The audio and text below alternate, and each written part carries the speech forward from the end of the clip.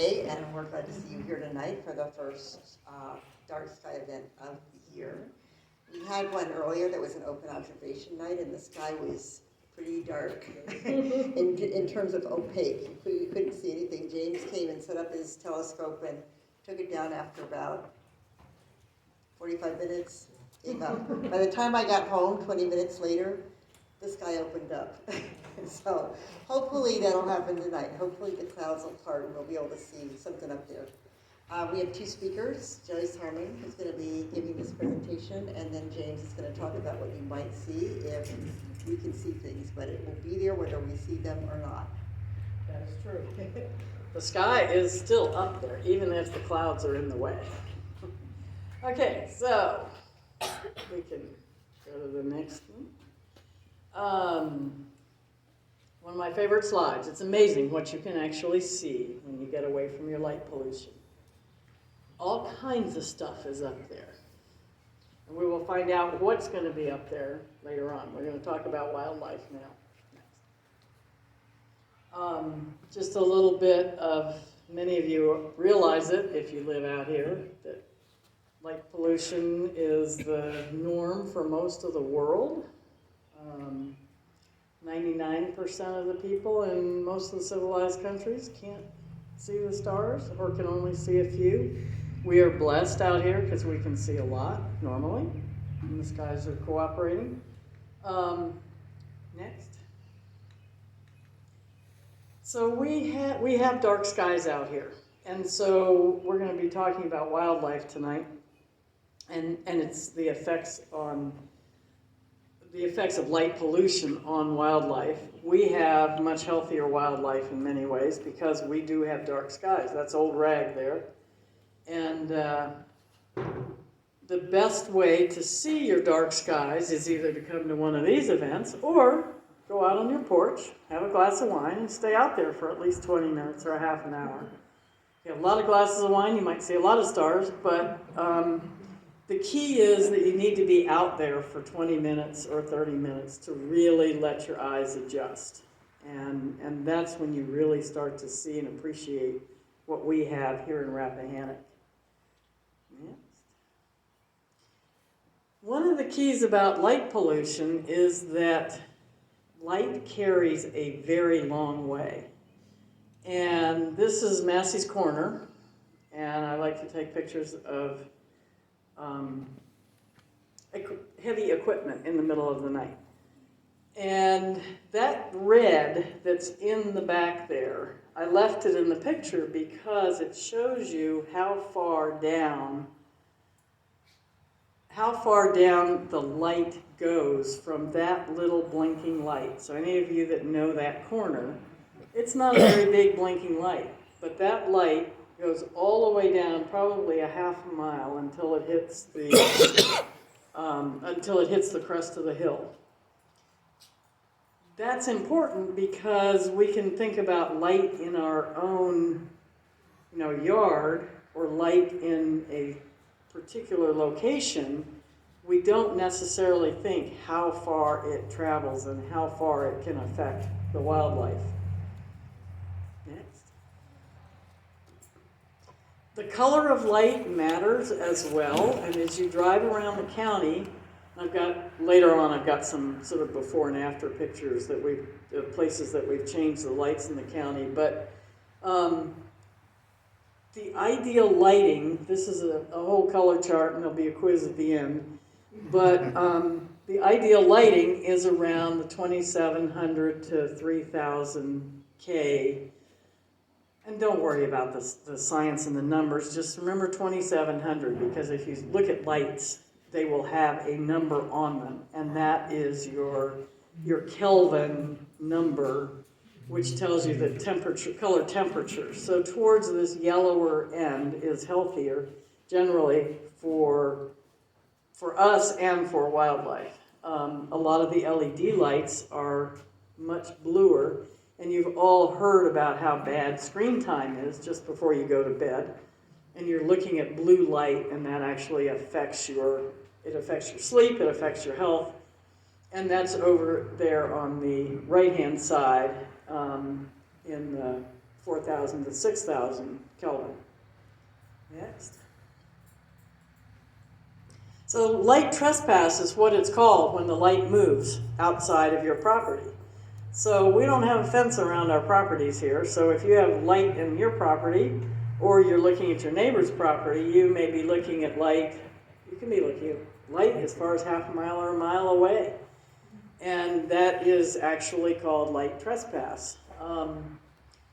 And it does have an effect on the animals, even at that distance. Next.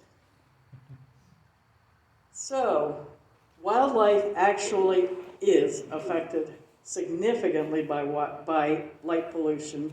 We don't know totally. We're just beginning to understand how much some of our decline in species is probably related to light pollution. We know there's chemical pollution, pesticides and herbicides, and we know about those kind of things.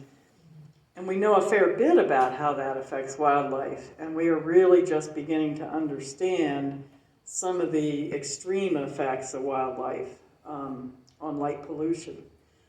So when you think about predators that go out and hunt in the night, but you turn their night into day, they're really programmed to go to sleep.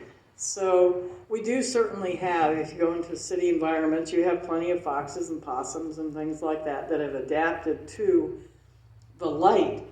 But those are species that are very adaptable. They are quite happy to live with us humans and take advantage of our messiness. But there's an awful lot of other animals that are really much more wild that really don't do well with this amount of light. They don't hunt properly. And then a lot of the prey species actually need the cover of night to go out and do their eating. So their food acquisition or their ability to eat is compromised if it's light because they don't want to come out. And so their whole eating pattern gets affected, which in turn affects their entire life and the health. Next. So this talk all came about because the Shenandoah master naturalists, I'm an old rag master naturalist, but someone passed on the Shenandoah master naturalist newsletter, and there was this really cool article about periphyton. Have you ever heard of periphyton? I hadn't, so don't feel bad. So, but periphyton are actually the foundation of our food source. So we kind of know that everything eats everything else, and little things get eaten by big things, get eaten by bigger things, get eaten by us. And so the food web actually starts with these little tiny periphytons, which are algae, cyanobacteria, heterotrophic microbes, and all kinds of other microscopic organisms, or very, very small organisms, that photosynthesize, which means that they convert sunlight and water and air into protein and fat and into food. So notice that I've capitalized most aquatic ecosystems. Most aquatic ecosystems have some type of these periphytons. That means every river, every stream, every pond that is the origin of the food that everything else is going to eat. So they did a study and they added artificial light to some of these periphytons that they had put in clever boxes and stuff like that. The artificial light decreased the biomass, the amount of algae, because they had controls that were in the dark, and then that had a normal day-night cycle, and then they had artificial light, and differing amounts of artificial light. So algae was decreased by 57% by having light pollution. The cyanobacteria by 54%. These are huge numbers if you think about just say a pond that's now got a big farm light over it, and now you're not making over 50% of the algae that would be feeding everything that eats in that pond. And the diatoms, which is just another microscopic kind of creature, by 11%. So what does all that mean? Nothing to eat for the next layer up. Next. So I just borrowed this from the internet. It's more a Florida thing, but there's our periphyton. That's kind of our foundation. And look at all of the things that are affected in this food web of starting with the periphyton and going up to the fish and going up to the bigger fish and going up to the alligators, going back to the birds that are going to eat some of the frogs, that are going to eat some of the turtles, that are going to eat some of the snails. You know, everybody's going to eat everybody else. But if they don't have anything to start with right here, they're not going to eat a whole lot. They're not going to thrive. They're not going to grow. We're going to see declines in species. Next. So the food chain going from periphyton to eagles is actually a pretty straight line. So our periphyton make the food. They convert the sunlight, the air, and water to proteins and fats. That makes food for the next size up. It's still pretty small. You can call them grazing herbivores, even though they're not like a cow. They are still grazing on these periphytons. And those are our bacteria and protozoa, insect larvae, tadpoles, and then getting into a little bit bigger things, the crayfish and the minnows. But they are converting the periphyton portion into protein and fat for the next size up. So then the tiny fish eat those, and then the bigger fish eat the tiny fish, and the bigger fish eat the medium-sized fish, and the eagles come in to eat the big fish. But if there's no big fish, we are actually damaging our eagle population or any other. They were kind of picking on eagles in this particular article, but really any other fish-eating bird, of which there are many, or any other fish-eating mammal, is all affected, going back to this periphyton. Next. So some other things that are happening with light pollution is reproduction. And our frogs come out at night, right? We hear them at night. We don't hear very many. A few frogs do things during the day, but most of them do their thing at night. And that's part of their breeding ritual. So if it's not nighttime where they are not necessarily going to be successful at breeding. And we don't know totally everything that is causing a huge decline in the frog population. We know that contamination and water pollution do, but light pollution is probably also a contributor. Next. Baby sea turtles have gotten a lot of press, and people are now becoming very aware of the effect of light on baby sea turtles. And there is, where the baby sea turtles live, very often lots of restrictions put in place. They are trying to make the beaches darker, but they are still losing millions and millions of these baby sea turtles. And if the baby sea turtles don't survive because they need to know where the light, they're zoning in on the horizon, which takes them out to sea.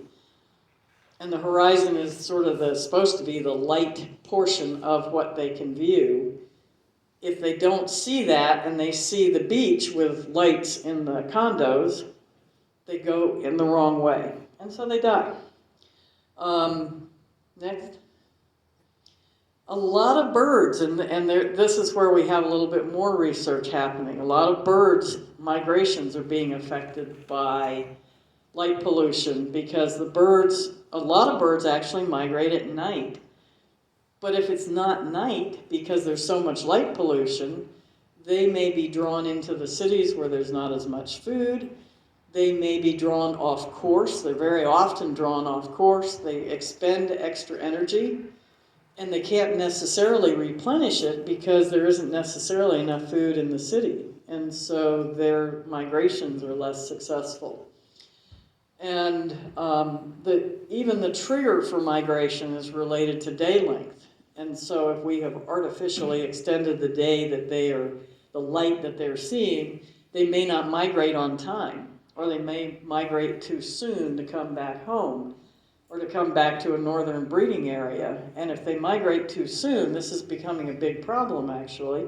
The birds migrate back, say, to here, and there's no food for them because we aren't as far along as the birds thought we should be by the amount of light they had. They arrive here and they do their mating and nesting thing, and there's nothing to feed the babies. So we're observing that much more. Next. Lightning bugs. Everybody loves lightning bugs, right? They're in a huge decline around the world. And we certainly see quite a few out here because we don't have the light pollution. And we don't have as much chemical pollution either. But they are declining, and they use their light to find their mate. That's the whole purpose of the blinking. And so they blink, and then the female is supposed to respond, but if the female can't see the blink because there's so much light pollution, then she's not going to respond, and the mating is not going to happen. A lot of other insect behavior is changing. I mean, you leave your outside light on, what happens? All the insects go to the light, and what do? You come out in the morning, there's a gazillion of them dead underneath the light. Really, yellow lights will help that because they aren't so attracted to them. We have moths that are dying off worldwide, and people aren't really studying moths. I mean, they're studying monarchs, but moths are not being studied nearly so much. Next. Because we don't yet know a lot about the effects of light on our insects and on our animals, we don't know what is the best type of lighting. We do know that really yellow lights don't attract insects. So if you need a light on outside at night, a really yellow light that's properly down-shielded is not going to attract nearly the insect life that a bluer light will. And we know that red lights do not attract the sea turtles, so they can use some red lighting in the sea turtle area so that people can see, but not affect the sea turtles. But that research is really still just beginning. We don't know what the best lighting is for birds and for other species. Next. So locally, welcome to Rappahannock. This is one of my favorite bridge pictures. This is the bridge on Tapsford Road, looking into Rappahannock County. And this is what we have in Rappahannock. We have Milky Ways. We have night skies. And we're not that far from the city. Next. So this is a pretty cool area. You're sitting in our Dark Sky Park, which is the third county park when it was given its designation as an International Dark Sky Park. The third county park in the nation, the third park in the state. And this is our first event for this year. And we will do 4 events like this where we'll have some education, we'll have some telescopes, and hopefully we'll get to see pieces of the sky. We'll have our next event is the moon event, right? And so we'll be looking at the moon, and hopefully I can set up my cell phone setup so that people can take pictures of the moon with their iPhones or Androids or whatever kind of phone you might have. Next. So I'm just going to look at a couple of things we have through the Rappahannock League for Environmental Protection, RLEP. we have been replacing lights through a grant or several grants, and have been helping to change the light pollution aspects that are here in the county. And you can see the difference in temperature of lights, where you have more of a blue light and you have a light that's been changed that has a little bit more of a natural, slight lower temperature, 27. I think that light actually might be 3,000. Next. And here's one of our projects that we did with Shaw's service station. So up on the top on the left is before we downshielded the lights and installed healthy lights with the right color temperature. And if you notice, there's actually only one light back there. You don't see a lot of the cars in the front, and you see all the trees, right? Because that light is going up as well as down. Is there anybody up in the trees that needs to be lit? No. So, after downshielding and adding another light, might have even added 2 more lights, we can now see the whole parking area, which was the part that we wanted to see. But now the trees disappear because we're not lighting anything up. We're just lighting the ground, which is where we want to be. Next.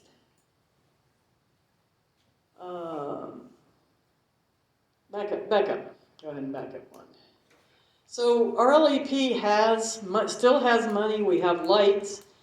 And you can tell your friends that lights will be replaced in Rappahannock for free. We actually do all of the work.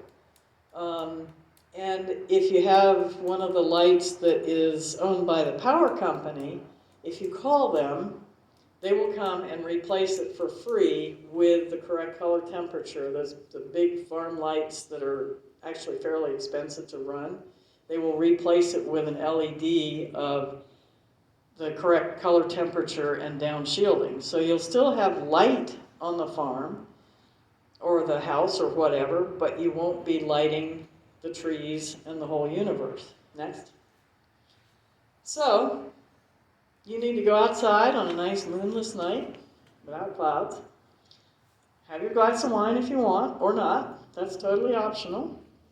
And stay out there and really appreciate it. Bring your friends, show your friends. And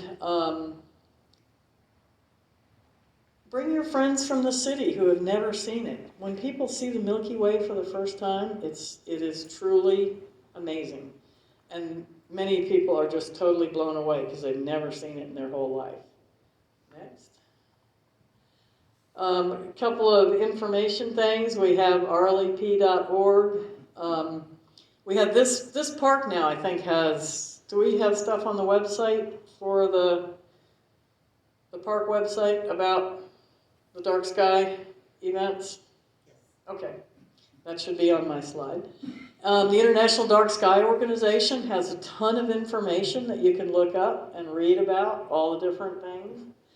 And we do have a Virginia chapter of the darkvirginiasky.org. And there are links to all of this on the various websites. Next.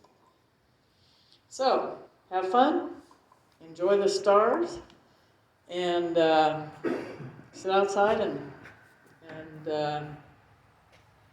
have a good time. So that's the end of mine. Anybody have any questions? Okay. How did you take those pictures?